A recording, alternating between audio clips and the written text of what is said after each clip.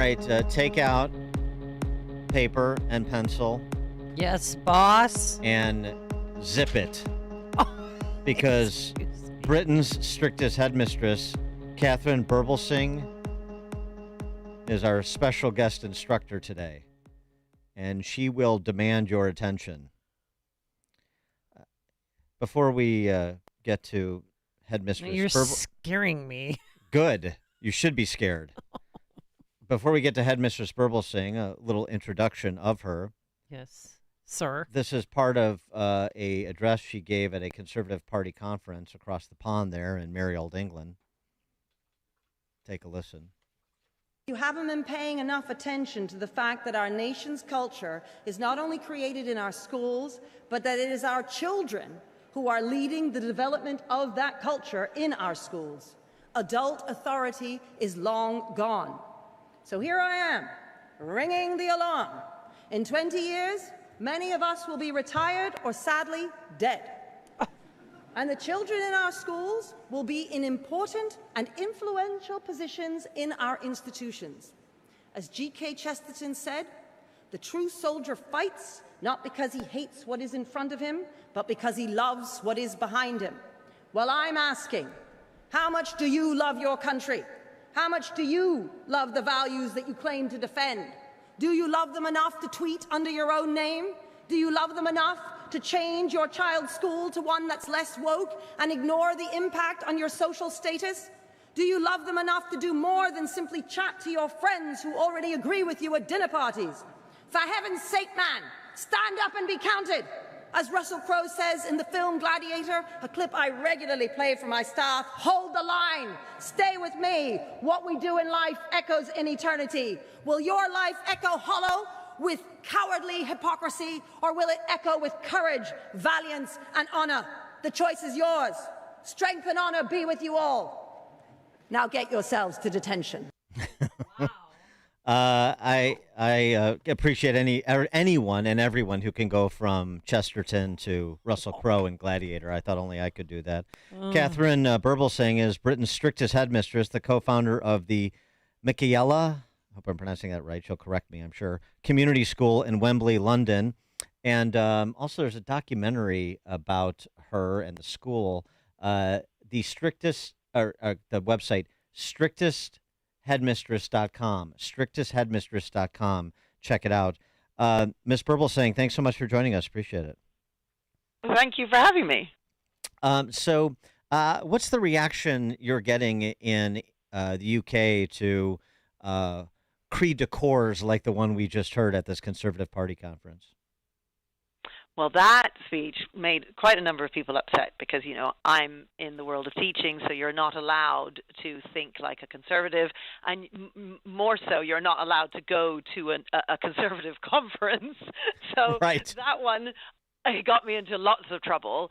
But generally speaking, it's also the case that a lot of people get very angry with our school, outside of our school. You know, obviously the people in the school are all very happy, the children are happy, the parents are happy, but you know, political ideologues out there hate what we do and have tried to campaign for years to find a way to shut us down, to stop what we're doing, which is worrying when you think we are a school in the inner city with a standard inner city intake of kids where we're transforming their lives for the better. We have the highest progress in the country in terms of schools from when the children join us at the beginning of grade 7 and then leave us at the end of, well, we have a grade 13, so you guys say grade 12, but, you know, they're with us for 7 years and do amazingly well, and we have children who go off to Oxford and Cambridge and to the other top universities. And why wouldn't this be a good thing? But there are a lot of people who hate us and who really would like to see us stopped from doing what we're doing. Well, what are you doing that is so bothersome or that is so offensive to these parents? Yeah. Well, no, not parents, people. Just people on Twitter and so on, you know. Well, they don't like me, and they don't like me because I say things like what I just said in that clip, and I did so at a conservative conference. So I was telling a bunch of conservatives, stop being so weak, stand up for your values. Don't be scared of the kind of woke mentality that exists. You need to kind of do more than just chat to your own friends at dinner parties. And they don't like that because, one, they deny that there's any such thing as woke. They just say, I've made that up. There's what is woke, and then I actually explain what woke is in the speech, but that's not good enough for them. Essentially it's leftist identitarian culture, where instead of the standard leftist way of seeing things as we thought 20, 30, 40 years ago, which was a sort of Marxist view of the world where there's the rich that oppress the poor, and that was the hierarchy that we saw things, the lens that we saw things through. The woke way of seeing things is to see it through identity. So then it's about being black or gay or disabled, and depending on how many boxes of identity you can tick, that's the hierarchy of oppression that you look to. That's what being woke is, and that's the culture, I would say, that has that permeates our general society, both here in the UK and in the US. And but yet they just deny that this is even happening. They just say, I don't know what you're talking about. You're making this up because you're trying to be controversial. And I'm saying, I'm not trying to be controversial. I'm just pointing to something that's real and true, and I think is problematic for society.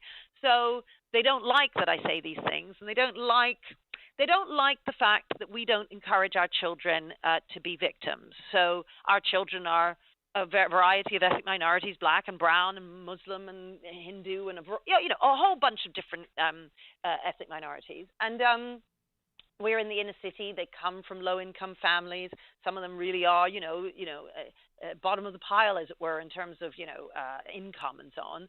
And they don't like that we refuse to indulge them in a sense of victimhood. We're all about personal responsibility, a sense of duty towards the community, that you work hard and you're kind. Those are two things. We want them to work hard, we want them to be kind, and we want them to jump over the obstacles. And when you get knocked down, you pick yourself up. That's the kind of thing that we say, as opposed to life is so hard, the white establishment is against you, the white man, we must fear him. That we don't talk like that. We talk in a way of building resilience and a growth mindset, which I don't think they like. And how is your school performing, your free school? I guess it's like a charter school in this country.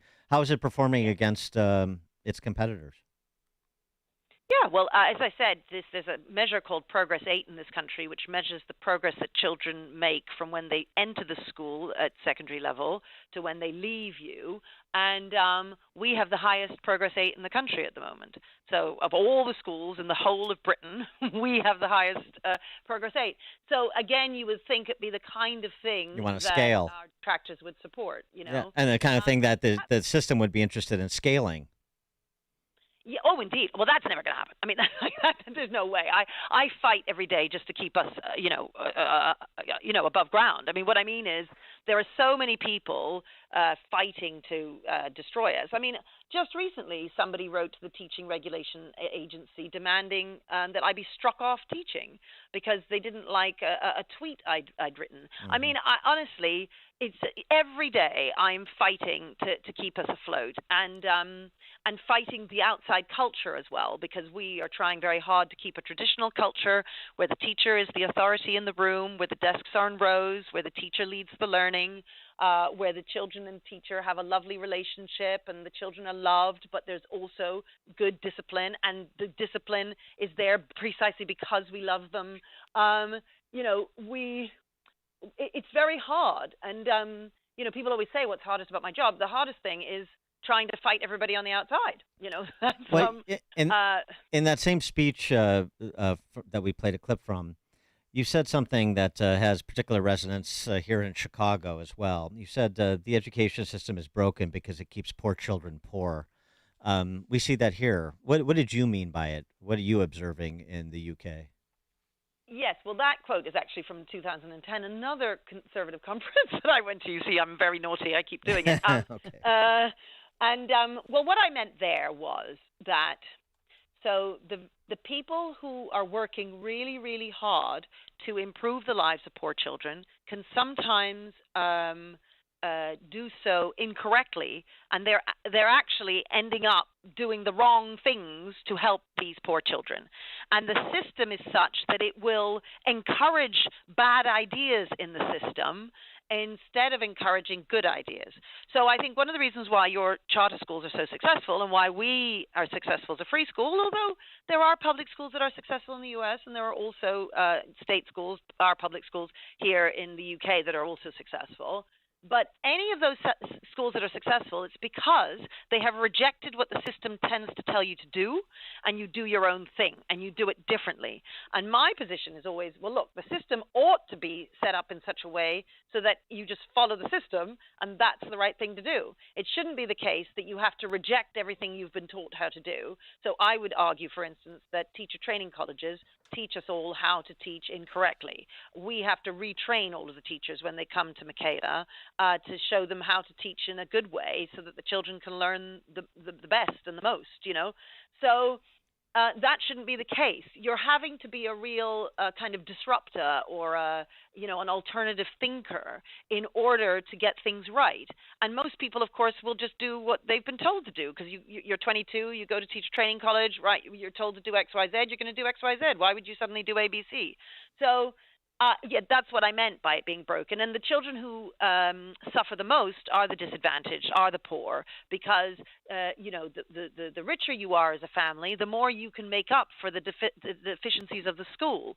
If the school isn't great, doesn't have a good science department, well, you as a family can hire some science tutors, or perhaps mom already has a degree in physics, or dad has a degree in biology and can help teach you this stuff. You go home in the evening and you sit around the dinner table and you talk about the politics of the day. You might share books, with your parents and so on. If you come from a family where there are no books and you can't really afford visits to museums or trips to the Maldives, then you aren't exposed to the same amount of stuff, and you are depending entirely on your school to help give you the knowledge and the skills that you require to do well in life. And if the school isn't doing that, then it's the children who are poor who suffer the most from the broken system, as it were. And the system, I mean, the attitude here, the culture here, let's see if this comports with what you see, is that kids in some of the worst performing schools in Chicago,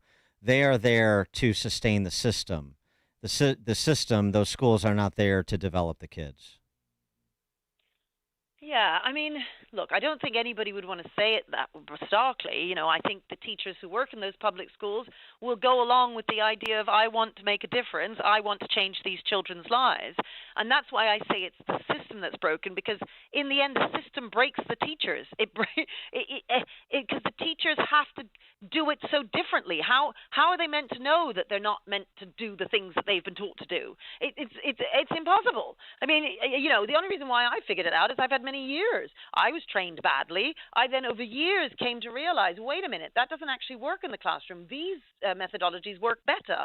And actually all the tradition that's been thrown out because all the progressivism has just taken over our schools, both in the UK and the US, in terms of how to teach, how to do discipline and so on.